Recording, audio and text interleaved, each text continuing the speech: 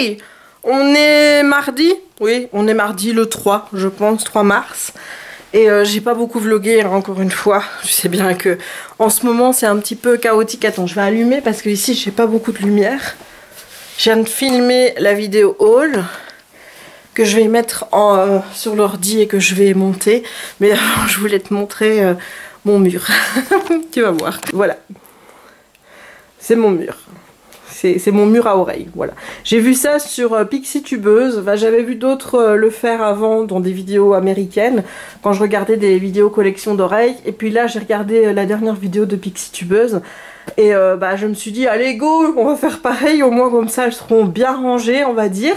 Bon, c'est pas droit, hein, parce que je suis pas très douée, moi, pour faire les choses très droites. Mais c'est pas grave, donc là, tu retrouves celle... Pirates des Caraïbes dans la collection unie de Men Attraction. Celle-ci, la collection Belle of the Ball Bronze. Celle de Noël, la collection Purple Potion, c'est ça. Celle-ci qui est la plus vieille que j'ai, puisque c'est celle de Ursula, parce que j'ai toujours appelé celle de Maléfice, mais c'est celle de Ursula qui n'est introuvable sur le parc. Et puis ensuite tu as celle-ci qui est la Arendelle, la Aqua Arendelle, et là la Ariel Grotto Corail. Voilà, donc ça c'est ma collection actuelle qui risque de s'agrandir. Et voilà, je vais faire des points collection. J'avais pensé faire tous les ans, mais je pense que pour cette première année, je vais les faire une tous les 6 mois. Il me semble que c'est mieux. Parce que bon, là j'ai commencé vraiment à me dire que j'allais faire la collection d'oreilles à partir du mois de décembre. On est début mars, hein. Voilà, voilà. Je dis ça, je dis rien. Donc, il faudra encore que je te parle de Lock and Key et de ma lecture actuelle, même si j'ai pas fini. En ce moment, il se passe pas grand chose, hein.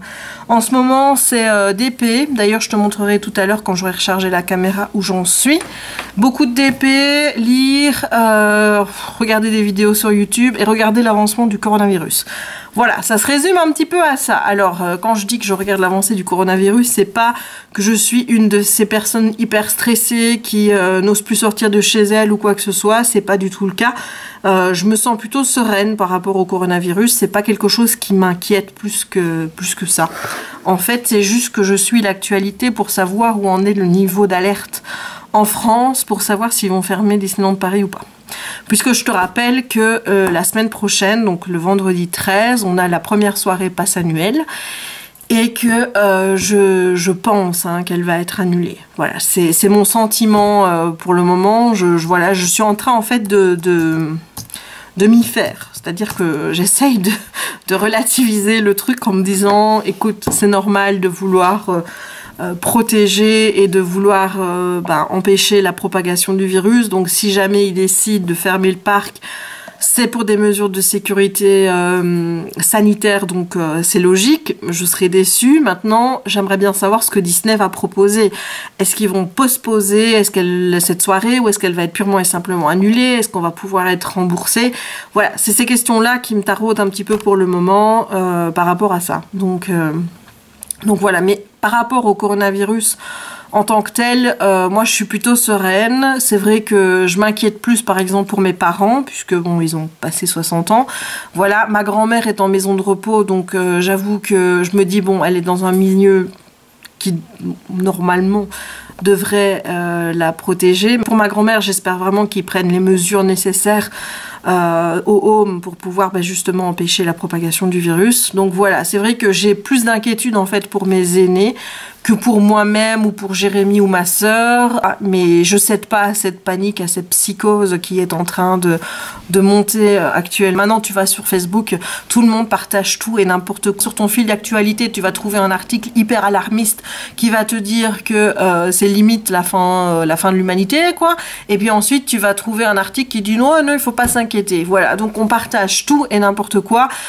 Ça commence un petit peu à me saouler en fait de voir toute cette psychose qu'il y a autour de ça. Donc voilà, moi je relativise un petit peu les choses. De toute façon, je me dis que je ne sais rien y faire et tout ce que je fais, c'est prendre des mesures de précaution et bien sûr des mesures d'hygiène normales, tousser dans mon coude, nettoyer mes mains, surtout quand je dois aller à l'extérieur voir des gens. Qu'est-ce que je fais d'autre? Oui, je ne fais plus la bise, je ne donne plus la main à personne. c'est pour moi des mesures de base, quoi. Tu vois, tu sais qu'il y a une épidémie, bah, tu essayes d'éviter un maximum de contacts et tu essayes de faire attention.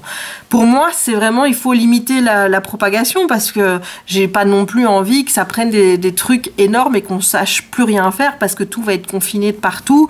Non, où tout le monde va être mis en quarantaine et voilà, j'ai pas envie de ce genre de scénario. Moi, je te dis, ce qui me tracasse le plus, c'est au niveau économique, au niveau de l'approvisionnement de certaines choses et tout.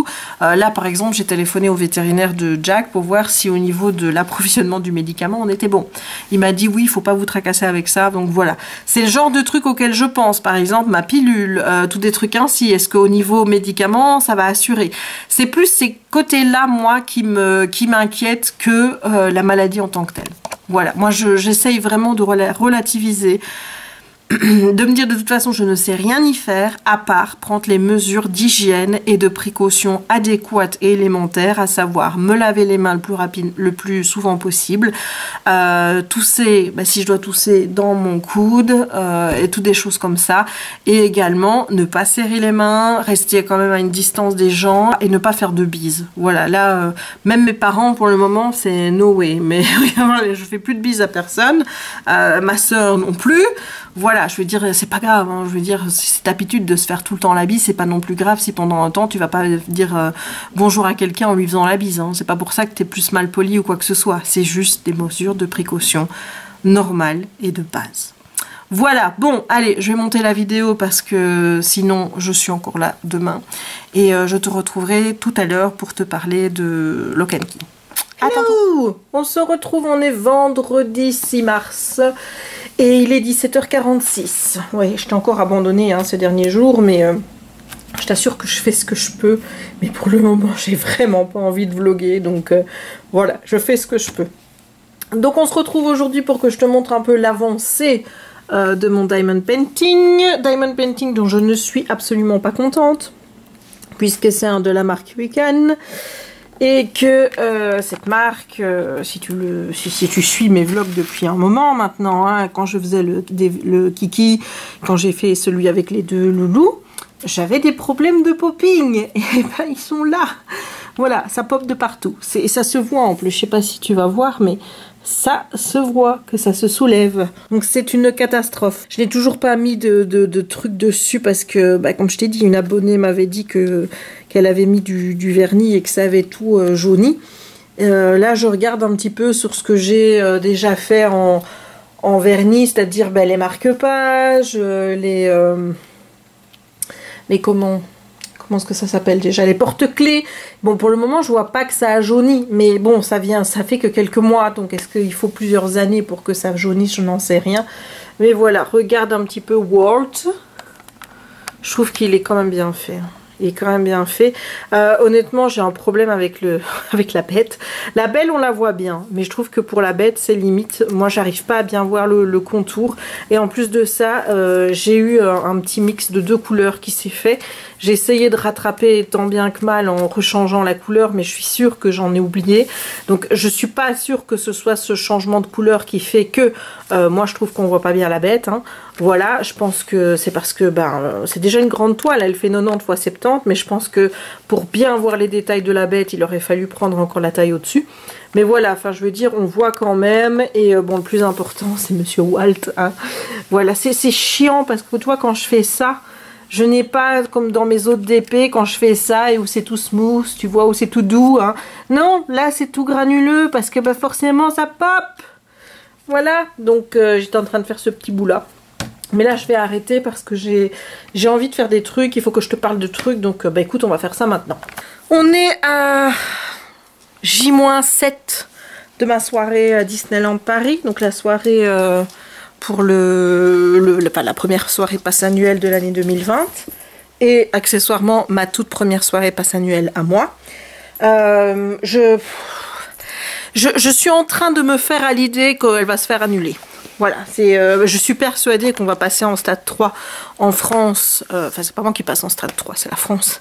Au niveau de l'épidémie du coronavirus, je pense la semaine prochaine. Et voilà, donc j'ai encore un mini espoir qu'on passe en stade 3 la semaine d'après. Et donc, ce qui me sauve ma soirée. mais je me fais à l'idée que ça va être annulé. Voilà, j'essaye de prendre sur moi pour ne pas être trop déçue. De toute façon, j'ai envie de dire, c'est attendu, tu vois. Donc s'il l'annule, j'ai envie de te dire que c'est quelque chose que j'aurais vu venir. Hein. C'est pas un truc où je vais me dire, oh ben mince alors, comme si je l'avais pas vu venir. Hein, voilà. Donc c'est quelque chose qui m'embête, hein, voilà, parce que je me dis, est-ce qu'ils vont la reporter? Est-ce qu'ils vont simplement l'annuler? Est-ce qu'on va pouvoir être remboursé? Est-ce qu'on va pouvoir changer les dates au niveau de la réservation de l'hôtel? Ou alors, est-ce qu'on va être remboursé?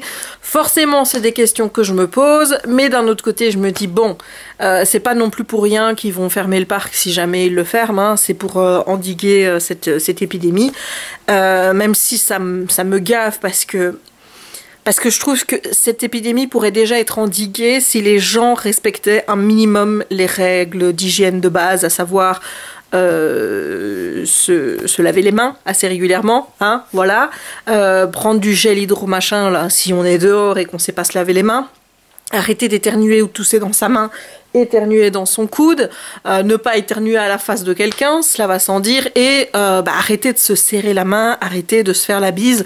Il y a des gens qui prennent ça mal. Je connais des gens qui doivent se justifier parce qu'ils veulent pas serrer la main ou faire la bise à leurs collègues ou des choses comme ça. Moi, perso, il y a des personnes, quand je leur dis je ne fais pas la bise, elles font... Voilà, et je vois d'autres personnes qui râlent en disant « Oh, psychose, psychose, psychose ».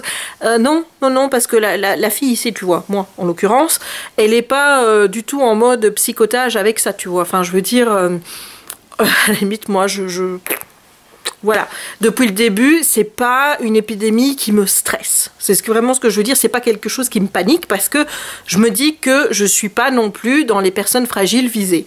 Voilà, maintenant, j'ai des personnes fragiles autour de moi. Donc forcément, je fais attention parce qu'il faudrait pas que je sois porteuse de ce virus et que moi, après, j'aille voir ma grand-mère et que je lui transmette. Tu vois les choses. Donc, je pense que c'est quand même la responsabilité de tout le monde de faire attention et si on respectait ces règles-là, hein, hygiène et ne plus s'embrasser, etc., à certaines distances et tout, je pense qu'on pourrait diminuer le nombre de cas, vraiment. Donc ça m'énerve en fait de voir que c'est une épidémie qui pourrait être endiguée déjà si on faisait un minimum attention aux autres, hein, et attention à ce qu'on fait, et que les gens continuent à faire tout et n'importe quoi. Enfin, je veux dire, ma sœur, elle prend le train pour aller travailler. Elle me dit, si tu voyais le nombre de gens que je vois éternuer ou tousser dans leurs mains, et puis après mettre leurs mains partout, sur les barres, sur les portes, sur les poignées et tout, moi, je suis désolée, mais je trouve ça égoïste et je trouve ça irresponsable. Voilà, donc la moindre des choses, c'est quand même d'avoir du respect pour les autres, si t'en as pas pour toi-même, hein, voilà, et de prendre un minimum de mesures d'hygiène. Ah, ma puce, tu es d'accord avec maman? Oui, attends, je te montre Kiki. Qu'est-ce que tu as à dire toi sur le coronavirus? Hein? Pas grand-chose, tu te sens pas concerné? Non, non, toi tu fais toujours des bisous à maman. Maman s'est lavé les mains, donc il n'y a pas de risque. Voilà. Bah oui. Oh là là, tu veux faire des lèches? Pout! Pout! Ah non, mon loulou. Ça c'est Monsieur Câlin, regarde-moi ça.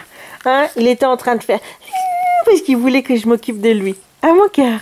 Bah oui, hein. Bah oui, c'est parce que maman elle a travaillé aujourd'hui. Maman elle a pas pu s'occuper de Kiki la journée. Bah non, Kiki il aime pas ça. Kiki il aime bien quand maman s'occupe, hein. Bah oui. Tu vois, genre hier j'avais dit que je montrais le vlog où j'essayerais de faire une vidéo. Bah j'ai pas pu parce que j'ai eu une migraine affreuse toute la journée. Il est resté collé à moi quasiment toute la journée. Voilà, donc forcément quand maman travaille ou quand maman fait autre chose, Kiki, il n'est pas content. Il n'est pas content parce que Kiki il aime bien les câlins avec sa maman. Hein mon cœur? Oui, hein. Bon, tantôt on est allé dans mon bureau à 4h30, il en avait marre. Il était en train de m'engueuler, l'air de dire hey, oh, on y va là. Hein mon cœur? Bon, maman, il fallait qu'elle finisse de travailler, hein. Bon, oui. Sinon, au niveau santé, ça va mieux. Voilà, il tousse encore, évidemment, mais je trouve que ça va beaucoup mieux qu'avant.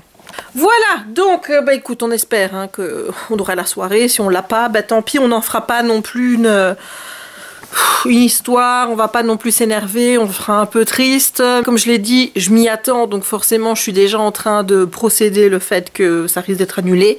Et deuxièmement, je comprends que c'est pour des mesures de sécurité sanitaire, on va dire. Donc, il n'y a pas de souci avec ça. C'est juste que je serais extrêmement déçue parce que c'est ma première soirée passe annuelle. Voilà. Sinon, comme je te l'avais dit, j'ai lu Lock and Key, le premier tome, Bienvenue à Lovecraft. C'est publié chez High Comics. Avant, c'était Milady Comics, mais je pense que c'est la même maison d'édition parce que je pense qu'il est toujours noté Brajlon à l'intérieur. On va regarder. Hein. Mais je pense qu'il y a toujours Brajlon dedans. Oui, alors... Oui, rue Hauteville à Paris, on est d'accord que iComics, c'est bien l'adresse de Brajlon. Voilà. Alors, qu'est-ce que j'en ai pensé de ce tome? Bah écoute, l'histoire avec ces clés qui sont un petit peu magiques, que tu as une clé que tu peux mettre dans une porte. Et quand tu traverses la porte, tu deviens un fantôme. Une clé passe-partout. Je me demande quelles autres clés je vais découvrir au fur et à mesure des tomes. Mais ce manoir de Loki m'intéresse énormément. Il y a forcément ce secret avec ce qu'il y a dans le puits. J'ai envie d'en apprendre plus. Donc honnêtement, je vais continuer à lire les bouquins parce que je les trouve intéressants. Maintenant, je vais pas les acheter tous d'une fois parce que c'est quand même un budget, hein, n'empêche. Donc peut-être un par mois, un ou deux, on verra bien selon les sorties qu'il y a.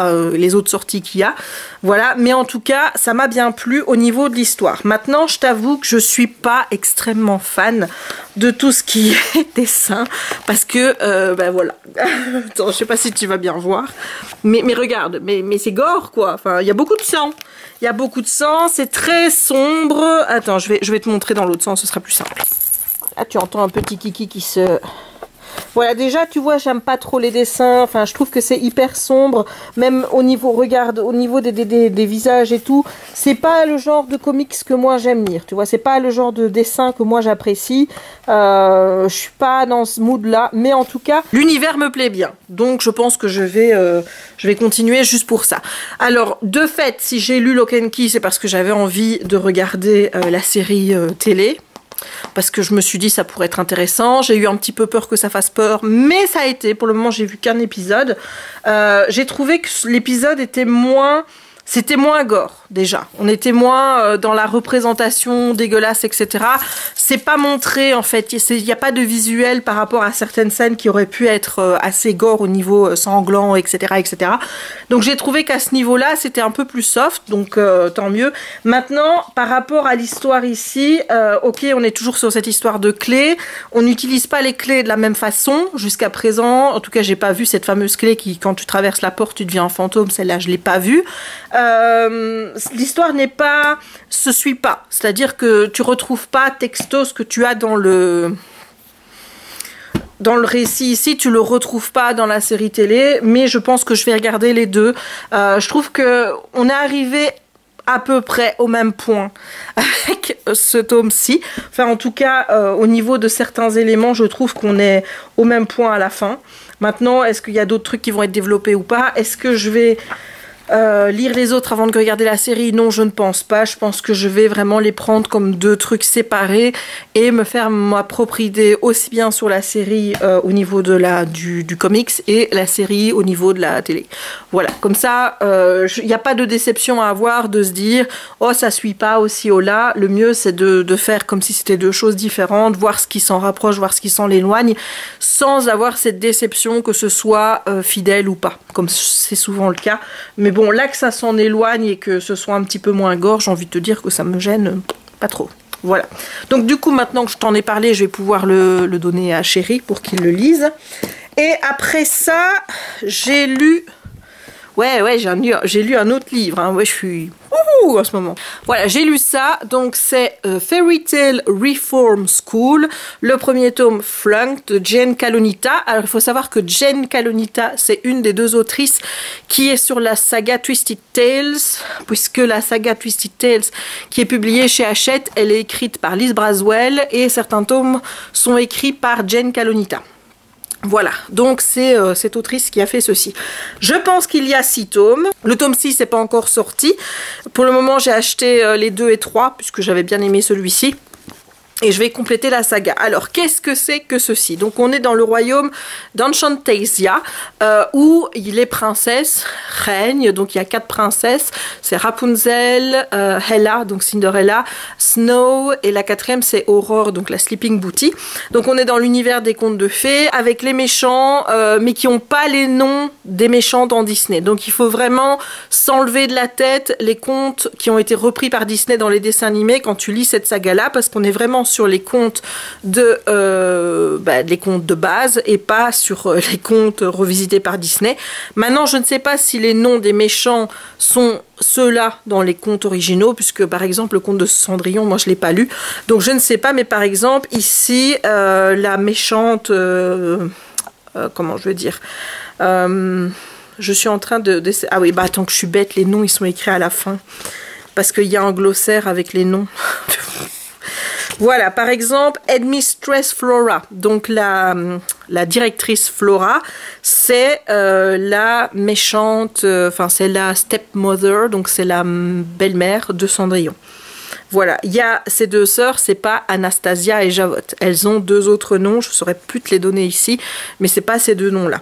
Professeur Wolfington, bon bah Wolf, tu t'en doutes bien, c'est le grand méchant loup. Madame Cléo, c'est Ursula. Moi, je te donne les noms Disney, hein, donc c'est la méchante de la reine, la méchante sorcière des mers, on va dire. Professeur Harlow, c'est l'Evil Queen, donc la méchante reine dans Snow White. Gothi, bon, bah ça, je crois que tu as compris, hein. Mère Gothel, voilà, c'est Rapunzel. Et Alva, c'est Maleficent. Voilà, donc tu vois, les noms sont pas les mêmes. Et donc dans le royaume d'Enchantasia, les 4 princesses gouvernent ensemble le royaume. Et on peut pas dire non plus que ce soit un royaume où tout le monde il est bien. T'as les royaux qui eux ont une très belle vie, et puis tu as les commoners, donc les gens du peuple, hein, on va dire, qui mènent quand même une vie assez compliquée, qui struggle avec les mêmes problèmes que nous dans la vie, hein. Je veux dire, ils ont des problèmes d'argent, ils savent pas finir leur fin de mois, etc., etc.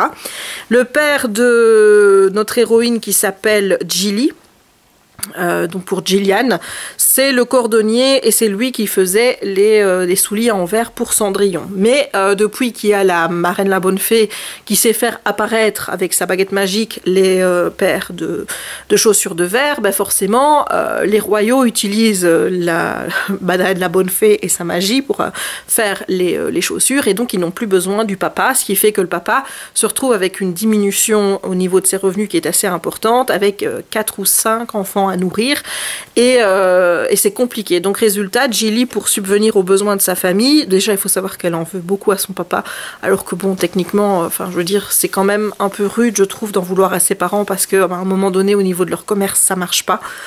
Mais donc Gilly, pour subvenir aux besoins de ses frères et sœurs, parce qu'elle est très très à fond pour aider ses frères et sœurs, eh bien elle vole. Elle vole aux royaux. C'est un petit peu Robin des Bois, tu vois, hein. C'est moi je vole pas aux gens qui n'ont rien, qui font partie donc de la même population que moi. Moi je vole les royaux parce que de toute façon j'estime qu'un objet en plus ou en moins, ils le verront pas, ils s'en foutent, et puis voilà. Sauf que dans notre royaume d'Enchantasia, il y a la police qui c'est en fait les nains. Voilà, les nains des 7 nains, qui ne s'appellent pas Hachoum et compagnie, hein, c'est pas ces noms-là non plus. Mais donc, quand tu es ado et que tu commets des actes de délinquance, à ton 3e acte, quand tu te fais choper, eh bien, tu es envoyé à la Fairy Tale Reform School, qui est une école qui est dirigée par la directrice Flora, donc par la stepmother de Cinderella, là, donc par sa belle-mère. Il y a une espèce d'insecte qui est ici et qui fait du bruit. Voilà, et en fait, c'est pour réhabiliter, on va dire, les jeunes délinquants pour pas qu'ils deviennent des vilains. Voilà, il faut savoir qu'il y a quand même 2 grands vilains qui sont dans la nature, à savoir Gothi et Alva, qui menacent le royaume d'Enchantasia. Et donc voilà, on essaye d'éviter qu'il y ait de nouveaux vilains en réapprenant les bonnes choses aux élèves de la Reform School. Voilà, donc écoute, j'ai beaucoup aimé le principe. Alors déjà, moi, tu me mets un récit qui se passe au niveau de Fairy Tail, etc., que ce soit, je veux dire, au niveau Disney ou pas, au final, ça n'a pas de grande importance. J'aime tous ces récits qui parlent comment je vais dire, de contes de fées et dans lesquels je retrouve des personnages que je connais depuis que je suis toute petite, comme l'histoire de Cendrillon, etc., etc. Donc moi déjà, tu me mets là-dedans, j'adore. Voilà. J'ai beaucoup aimé Gillian. Elle est une narratrice qui est plutôt intéressante à suivre, avec un peu sarcastique comme ça. Elle va se faire à des amis qui sont Jax et Kayla, si mes souvenirs sont bons. Le roman est plutôt petit, donc ça manque peut-être un petit peu de développement, un peu en profondeur au niveau des personnages. Mais à côté de ça, j'ai bien aimé, par exemple, tu vois, il y a une espèce de... le Happy Ever After Scroll, là, tu vois, c'est un petit peu, je sais pas, moi, dans le monde d'Harry Potter, tu vois, les gazettes du sorcier, etc. Et tu as toujours des petits inserts comme ça dans le bouquin où on te donne les nouvelles un petit peu du royaume. Et dans ce premier tome, ça va être les 5 ans de l'école Fairy Tale Reform School, qui est donc mis dedans en raccourci, donc FTR, c'est FTRS, voilà.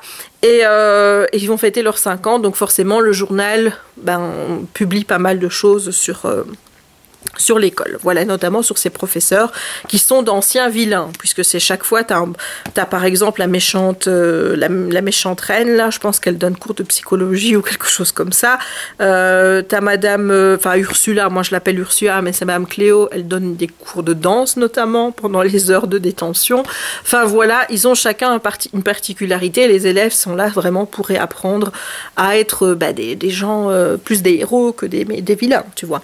Voilà, donc j'ai beaucoup aimé l'histoire, j'ai beaucoup aimé le principe, j'ai assez aimé les personnages, ça manque de développement certes, et forcément tu t'en doutes bien, il va y avoir une intrigue qui va tourner autour des vilains, puisque comme je te l'ai dit, il y a toujours 2 vilains qui sont dans la nature, c'est Gothi et Alva, et évidemment elles ont envie de prendre, j'ai envie de dire, le pouvoir sur Enchantensia. Et dans ce premier tome, eh bien Gillian va être confrontée pour la première fois à ces 2 vilains qui vont essayer de prendre le pouvoir à Enchantensia. Voilà, donc je suppose que dans chaque tome, on va retrouver ce fil rouge de ces vilains qui n'ont pas été réformés, hein, on va dire, et voir un petit peu ce que Gillian va faire, parce que Gillian va prendre conscience de certaines choses, et je pense que voilà, il y a quand même une belle morale qui se dégage de ce bouquin, c'est-à-dire que même voler, même pour se nourrir, ça se fait pas. Voilà, mais aussi le fait de se dire qu'on va voler à des gens qui ont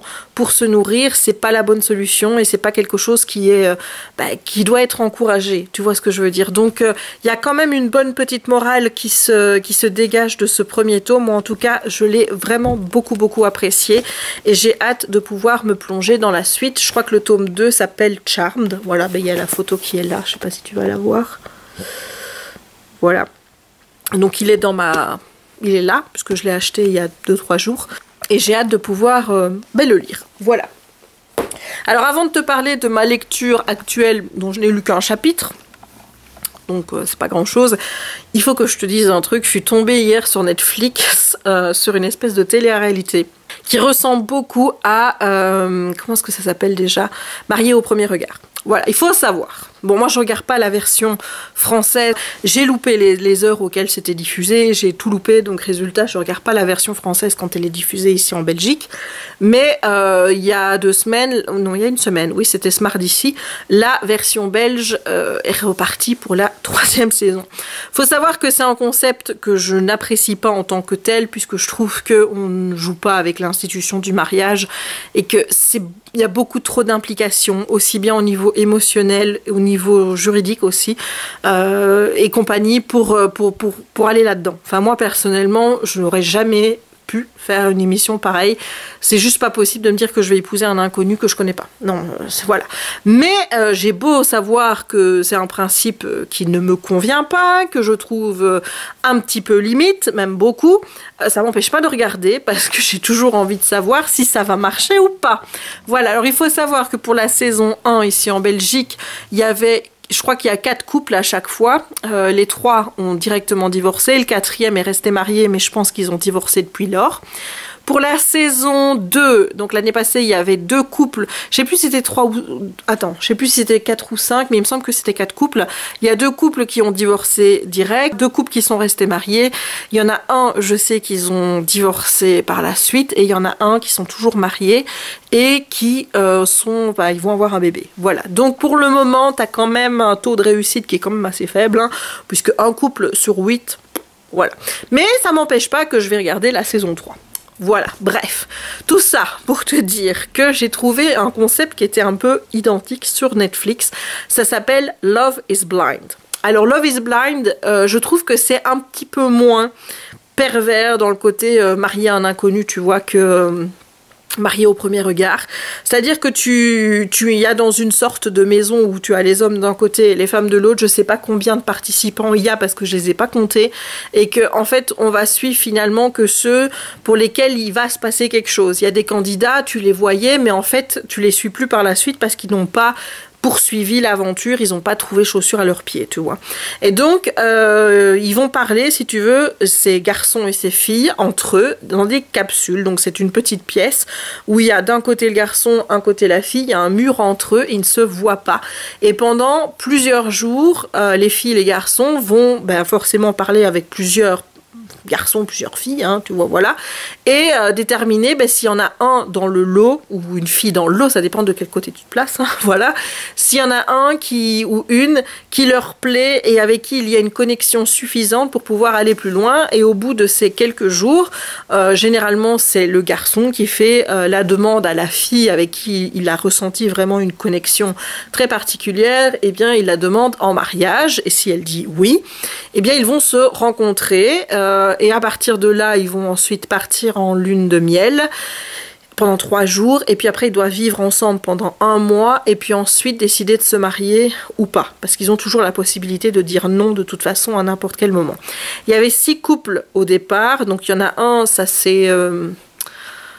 direct, enfin je veux dire ils sont partis en lune de miel le soir, le premier soir ça a déjà pété parce que le gars en fait il avait un secret, hein, et qu'il a gardé, qu'il l'a pas dit pendant qu'ils étaient dans les capsules, et la fille l'a très très très mal pris, et je t'avoue que j'ai un petit peu de mal à comprendre où était son problème. J'ai essayé de remuer ça dans tous les sens si j'avais été dans son cas, mais je ne vois pas où est le problème. En fait le gars, il a avoué à la fille qu'il était bi. Donc il avait aimé des garçons et des filles, et que lui, ce qui comptait c'était la personne, et que ce soit un sexe féminin ou un sexe masculin, il en a rien à foutre. Lui, il aime la personne, tu vois, voilà. Et elle, tout de suite, comment est-ce que je sais que si je suis la bonne, nanani nanana. Enfin, je t'avoue que j'ai pas compris, parce que je veux dire, même si il aimait que les filles, enfin je veux dire, il pourrait toujours te tromper pour une autre nana, enfin tu vois, donc le fait qu'il puisse aimer les garçons change rien à ce fait là. Donc s'il te choisit toi, c'est parce qu'il a une connexion avec la personne que tu es, le toi, hein, à l'intérieur, tu vois, pas à ton apparence physique, pas au fait que tu sois une fille ou un garçon, ça n'a pas d'importance, c'est ta personnalité, c'est toi qui l'as choisi. Donc résultat, elle a eu du mal à l'accepter, lui il est parti en cacahuète parce que forcément il se doutait que ça allait se passer comme ça, parce que c'est pas la première fois qu'il avait ce genre de soucis quand il se mettait avec quelqu'un. Donc j'ai pas compris, je t'avoue que j'ai pas compris où était le problème, vraiment, mais je cherche encore, hein, mais j'ai pas compris. Donc voilà, il y en a déjà un qui est parti en quenouille au tout début. Alors pour les autres, est-ce qu'il y en a encore qui sont partis en quenouille? Attends que je regarde. Je pense pas, me semble pas. Me semble pas, les autres sont toujours dans... Moi je suis arrivée pour le moment où ils habitent ensemble, hein. J'ai pas encore tout regardé, mais je sens qu'il y a un couple, c'est mort. je le sens pas du tout, voilà, mais voilà, j'adore regarder ça, mais je kiffe regarder ça, franchement, je saurais pas t'expliquer, mais c'est le genre d'émission que je kiffe. Donc là il me reste 3-4 épisodes à regarder. Je pense que qu'est-ce que je vais faire maintenant, je vais mettre la télé et je vais regarder un petit épisode de Love is Blind. Voilà, j'aime ce genre d'émission juste pour voir si les gens vont finir ensemble, si ce genre de concept peut fonctionner pour trouver l'amour. Voilà, je suis perplexe, tu vois, mais ce concept-ci américain là me plaît plus parce qu'il y a quand même un temps où ils discutent ensemble. Et je veux dire, moi j'ai rencontré Jérémy, c'était sur un forum de séries télé. Voilà, on a discuté pas mal via Messenger, enfin c'était pas Messenger, c'était MSN à l'époque. On a discuté pas mal via Messenger, on s'était envoyé des photos, etc. Et on s'est rencontrés, tu vois, un petit peu à l'aveugle, comme ça, mais sur base de quelques photos, tu vois, on s'était même pas fait de Skype ou quoi que ce soit à l'époque. Rien du tout, on avait juste échangé. Est-ce qu'on avait déjà échangé des photos? Je m'en souviens même plus. Je pense que ouais, on avait dû échanger une ou deux photos, quelque chose comme ça. Et mais voilà, c'est tout. Donc ce concept-là, finalement, moi, ça me... Voilà, parce que bah, voilà, j'ai rencontré Jérémy, où on a commencé beaucoup à parler, et où moi, c'est vrai, je cultivais déjà des sentiments pour lui, alors que je ne l'avais pas encore vu physiquement. Voilà, et bah, quand tu as après comment dire, la connexion physique qui suit cette connexion que tu as déjà avec la personne, c'est parfait. Malheureusement, ça marche pas à tous les coups, il y a des fois où ça a foiré, et je trouve que c'est bien de se dire qu'on essaye de connaître la personne avant, parce que le physique peut parfois t'empêcher de faire de belles rencontres. Et que moi il m'arrive souvent, par exemple, tu vois, enfin il m'arrivait souvent, parce que maintenant je suis en couple, hein, donc voilà, mais il m'arrivait souvent de trouver une personne pas à mon goût, et puis ensuite de parler avec la personne en ami ou des choses comme ça, et puis de la trouver beaucoup plus attirante après, parce que je connaissais la personne à l'intérieur, que je trouvais belle de l'intérieur, et sa beauté intérieure rejaillissait sur son physique. Voilà, mais ça forcément ça marche pas tout de suite. Quand tu connais quelqu'un, la première chose que tu as forcément c'est le physique. Donc si tu peux retirer cet aspect là pour te concentrer sur la personne, je trouve ça bien, mais il y a quand même cette appréhension, parce que quoi qu'il arrive, et je pense que tu ne me contrediras pas, je pense que le physique reste quand même un critère important, et que si tu as pas cette attirance physique qui suit pour la personne, ben voilà, tel cas pour un des couples, il y en a une qui physiquement, ça, elle a du mal, ben voilà, mais elle continue, elle donne. Tu vois, elle essaye de donner une chance en se disant ça peut venir. C'est comme je te disais, tu peux très bien apprendre à connaître quelqu'un. Au début, tu te dis c'était pas mon genre, et puis après finalement la personne te plaît. Donc moi je trouve qu'elle a raison de continuer dans cette voie-là, parce qu'on ne sait jamais, mais ça peut que ça ne change pas. Et ça, tu peux rien y faire, malheureusement. Voilà, bon, je crois que Chérie est en train de rentrer, donc je vais aller lui faire un gros bisou. Voilà, et je te dis à tout à l'heure. Ou à demain. Hey! On est vendredi. On est mardi 17 mars, et il est entre 3h30 et 4h. J'ai encore dormi. Je dors beaucoup en ce moment. Je suis très fatiguée, parce que je suis très stressée, et j'ai besoin de me reposer, forcément. Alors, ça fait un moment qu'on ne s'est pas vu. Je pense que j'ai pas pris le vlog depuis une semaine. Là, je viens pour le terminer.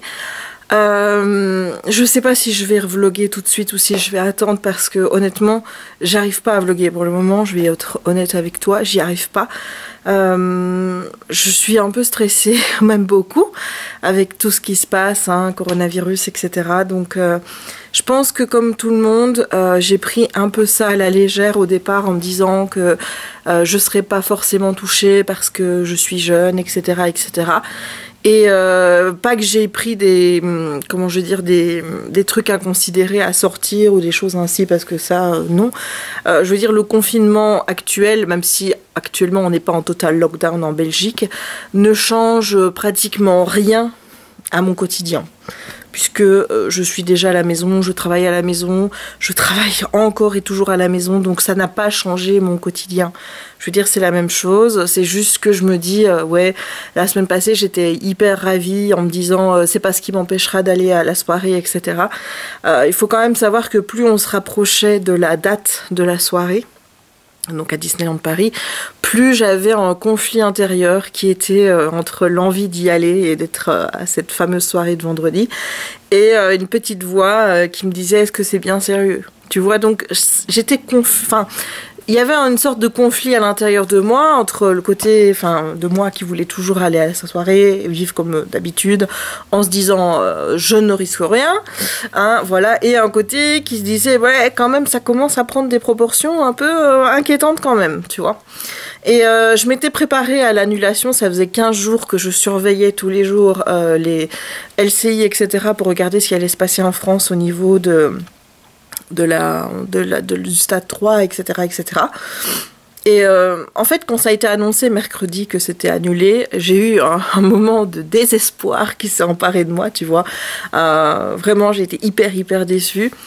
Mais j'ai été soulagée. J'ai été soulagée en même temps parce que je me suis dit, bon ben voilà, maintenant il n'y a plus à tergificoter de savoir si c'est bien ou pas bien d'y aller. C'est tombé, c'est bon, c'est pas non plus la fin du monde.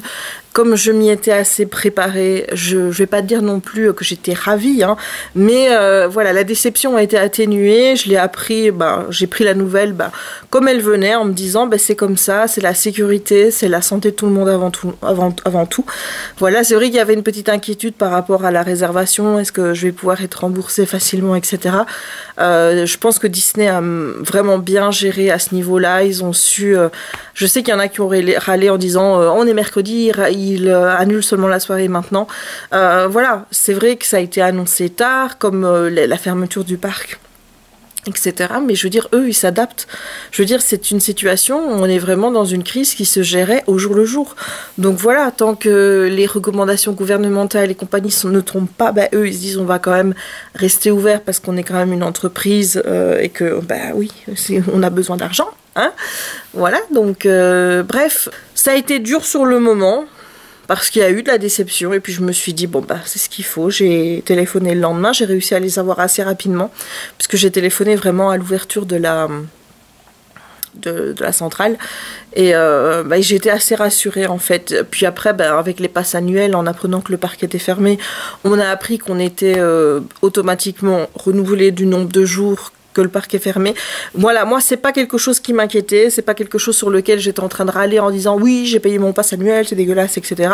Je me dis on verra bien ce qu'ils décideront. De toute façon, voilà, la situation exceptionnelle, mesure exceptionnelle, je veux dire on peut se montrer, je pense, tous un peu plus compréhensifs et essayer de mettre les frustrations et la colère qu'on peut ressentir habituellement de côté en se disant que tout ce qui est fait là c'est quand même pour un besoin de santé publique.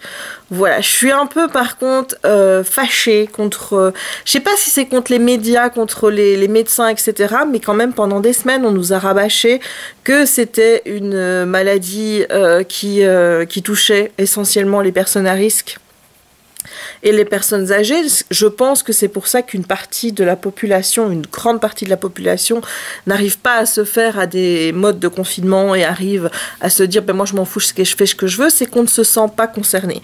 Voilà, moi je m'étais de toute façon dit si je vais à la soirée passe annuelle, je n'irai pas voir ma grand-mère pendant 15 jours, comme ça au moins je ne la mets pas en danger. J'ai pas plus de personnes à risque autour de moi. Je t'avoue que la semaine passée j'étais quand même pas sûre en disant ouais, aller là-bas avec mon père qui a 60 ans, tu vois, enfin il n'est pas considéré comme à risque, mais voilà quoi, quand tu sais que le risque augmente avec l'âge, tu te dis quand même, bon, voilà. Et là maintenant on nous martèle que 50% des gens qui sont en réanimation sont des gens qui sont jeunes, etc. Et j'ai l'impression qu'on nous a menti. Alors je peux comprendre qu'on a essayé de minimiser un peu les choses au départ pour pas qu'il y ait la panique qu'il y a eu ces derniers temps, mais du coup je me sens un peu flouée. Tu vois, j'ai l'impression vraiment qu'on m'a menti parce que je pense que si on nous avait directement mis face à la réalité de cette maladie en disant finalement elle peut toucher tout le monde, mais c'est vrai que voilà, elle est plus à risque pour des personnes âgées. Je pense que les gens seraient beaucoup plus conscientisés aujourd'hui. Donc c'est vrai qu'on a minimisé les choses. Honnêtement, moi je me disais bon, c'est pas ce qui va m'empêcher de vivre, hein, tu vois, de faire ma petite routine habituelle et tout. Je t'avoue que là, j'en suis à un point aujourd'hui où j'ai plus envie de sortir de chez moi. Voilà, je suis bien ici. Je suis entourée de mes livres. Je suis avec mon chéri qui fait télétravail. J'ai mon chien que je ne compte pas abandonner parce que contrairement à beaucoup d'abrutis, je sais que le coronavirus ne se transmet pas de l'animal à l'homme, ou en tout cas qu'il n'y a pas de cas avéré de transmission de l'animal de compagnie à l'homme. Donc de fait je vois pas l'intérêt de tous ces gens de vouloir se débarrasser de leur animal, ou alors est-ce que c'est une excuse comme une autre, je n'en sais rien, mais ça a le don de m'agacer en fait, parce que enfin je veux dire, même si je pourrais pas me défaire de Kiki comme ça, c'est pas possible. Je comprends pas comment. voilà, t'es quand même attaché à ton animal, au moins un minimum, tu vois, on ne demande pas un attachement comme moi je suis, hein, avec mon chien, où je considère vraiment que c'est mon bébé et tout des choses comme ça, mais je comprends pas ces réactions des gens de vouloir se débarrasser de leur animal dès qu'il y a une petite difficulté, en pensant que c'est l'animal qui va le transmettre, le coronavirus. Je ne comprends pas. Voilà, bref, on va pas non plus épiloguer sur la situation actuelle. C'est juste que pour moi c'est hyper angoissant parce que chaque fois j'essaye de me tenir au courant, hein, tu vois, de la situation, de voir où on en est. Mais j'ai l'impression que plus je me tiens au courant, plus j'ai des symptômes factices, tu vois. Genre hier j'avais mal ici au niveau de la poitrine, je tousse, on est toujours là à regarder si on a de la température ou quoi. Enfin ça psychote et je trouve que c'est... Voilà, moi je me sens pas dans un état moral très bien. Et je me dis, bah, heureusement que je prends mon médoc là pour la sérotonine parce que je sais pas comment j'aurais pu tenir si je ne l'avais pas. Voilà, parce qu'il y a déjà là où j'ai des petites crises d'angoisse qui viennent. Et c'est dur, quoi. Donc j'ai été faire mes courses vendredi. Alors j'ai pas changé mes habitudes en fait. Enfin, j'y suis allée le vendredi à la place du samedi. Pourquoi? Parce que j'avais d'autres courses à faire en ville. Et je me suis dit, on va tout faire en même temps, comme ça, après on reste chez soi. Tu vois? Donc j'y suis allée, il y avait du monde au Colruyt. J'ai pas pris... J'ai fait pour 2 semaines de courses. J'ai pas voulu prendre juste pour une semaine parce que je me suis dit que c'était mieux d'avoir 2 semaines, comme ça je pouvais voir. De toute façon, au niveau du frais, j'ai un magasin à frais tout près de chez moi où je peux aller chercher du frais. Donc j'ai vraiment pris ce que je prends d'habitude, mais j'ai fait x2, quoi. Voilà, donc au lieu de prendre, je sais pas moi, un paquet de biscuits, ben, j'en ai pris 2. Voilà, j'ai pas dévalisé les magasins comme certains parce que bah, je vois pas à quoi ça sert non plus de faire des réserves de fou quand tu sais pas où les mettre. Enfin, je veux dire, des frigos, j'en ai un. Hein, j'ai des armoires qui sont déjà remplies. Je vois pas non plus l'intérêt de faire des stocks de malades. Donc j'ai pris juste comme d'habitude. Voilà, j'ai juste fait x2. Comme ça, je me dis, bah, au moins, je sors pas de chez moi à part pour aller sortir Kiki pendant les 2 semaines à venir. Ça me rassure. Moi, personnellement, ça me rassure de ne pas devoir retourner faire mes courses maintenant. Voilà. Je saurais pas t'expliquer, mais quand je suis rentrée du Colruyt, il y avait quand même du monde quand j'y suis allée. Je me suis sentie mal. D'être dans un lieu comme ça où il y avait plein de gens, je me suis pas sentie à l'aise et j'ai fait une crise de panique quand je suis rentrée. Pas sur le moment, parce que sur le moment, voilà, ça allait. Même si je pense qu'il y avait quand même un peu de... J'étais pas non plus à l'aise de me retrouver là. Moi, je montre... Même quand tu vois, parfois, je peux être là et à l'intérieur, tu vois, je suis pas bien, quoi. Donc, voilà. Mais sur le moment, j'ai pas ressenti de gros stress ou quoi que ce soit. Peut-être une petite gêne, ça oui. Mais quand je suis rentrée, par contre, j'ai eu la tête qui a tourné. J'ai dû prendre un Dafalgan et me coucher parce que j'étais vraiment, mais vraiment pas bien. Donc voilà, c'est le fait de me retrouver, là je me suis dit mon Dieu, peut-être que t'as chopé cette saloperie, t'aurais peut-être pu attendre cette semaine-ci pour aller faire les courses. Et puis quand je vois maintenant les mesures qui sont prises, à savoir prendre des distances et compagnie, je me dis que je suis contente finalement d'avoir fait mes courses vendredi, parce que voilà, je n'ai plus à sortir de chez moi, je n'ai pas à vivre ça, je suis bien. Et voilà, mais c'est une drôle de période qu'on vit, je vous avoue que... Voilà, et je suis toujours inquiète de l'après, ce qui va se passer, surtout au niveau économique, financier, avec les bourses qui s'effondrent. J'avoue que ça m'inquiète beaucoup. J'espère qu'on en viendra à bout assez rapidement parce que je comprends que c'est pas évident. Moi, je te dis, ça change rien à mon petit quotidien de rester à la maison et compagnie. Mais je comprends que pour d'autres personnes, ce soit extrêmement dur, surtout les personnes qui se retrouvent seules. Pour aussi avec les enfants, devoir travailler, c'est extrêmement difficile. Donc voilà, c'est compliqué. Je vais pas dire non plus que je vous soutiens, etc. Vous le savez, vous le sentez, je pense.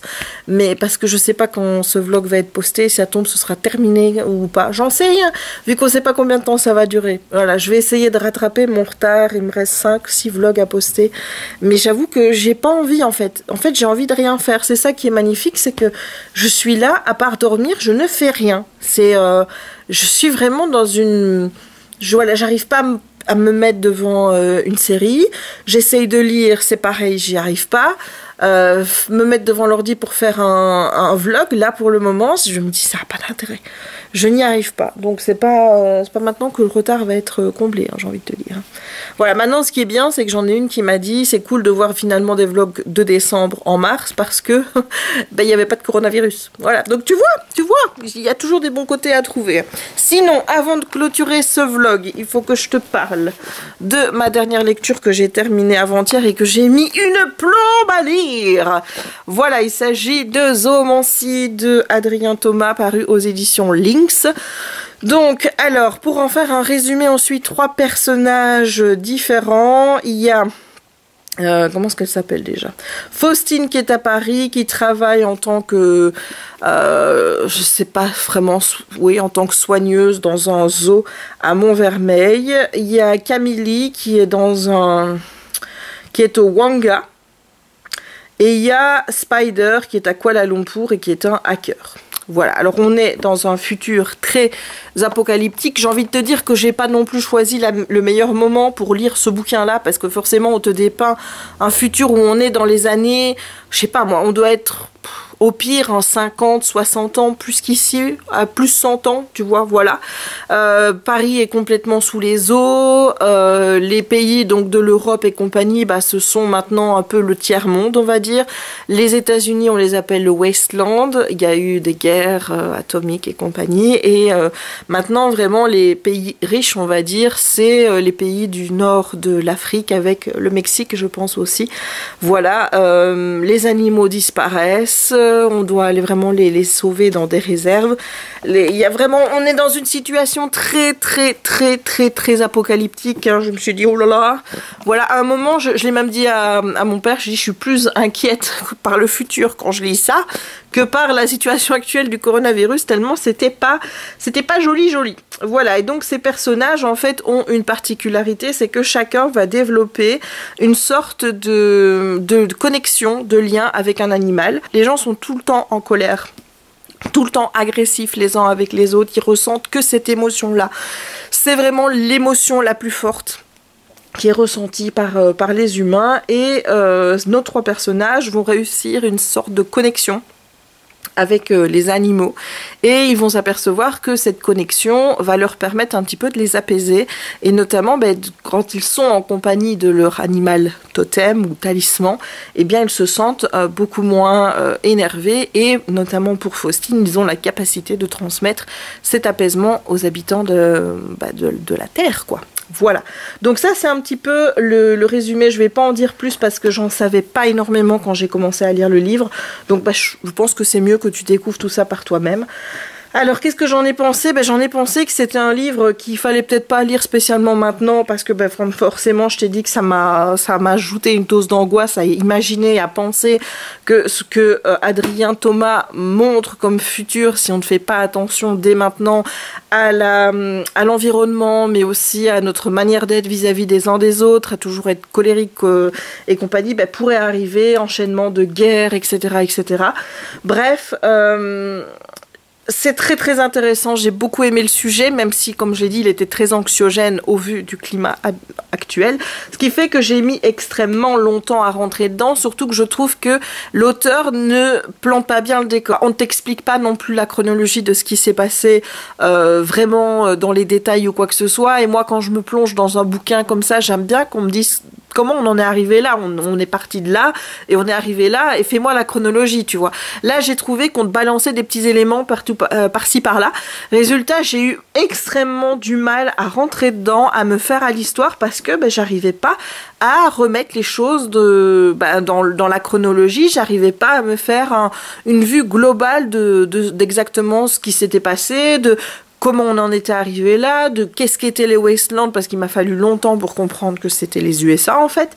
Enfin voilà, j'ai eu du mal à rentrer dedans parce que je trouve que l'auteur n'a pas passé assez de temps à planter le décor, à expliquer les faits, et je trouve que ça aurait dû être fait depuis le début, parce que là je me suis trouvée catapultée dans un monde sans vraiment comprendre la finalité de comment on est arrivé là, et j'ai eu du mal. Donc ça c'est la première chose. La deuxième, c'est que j'ai trouvé que le récit était hyper lent, donc on passe toujours d'un personnage à l'autre, et quand quelque chose commence à être intéressant pour un personnage, tu arrives à la fin du chapitre, tu passes à un autre.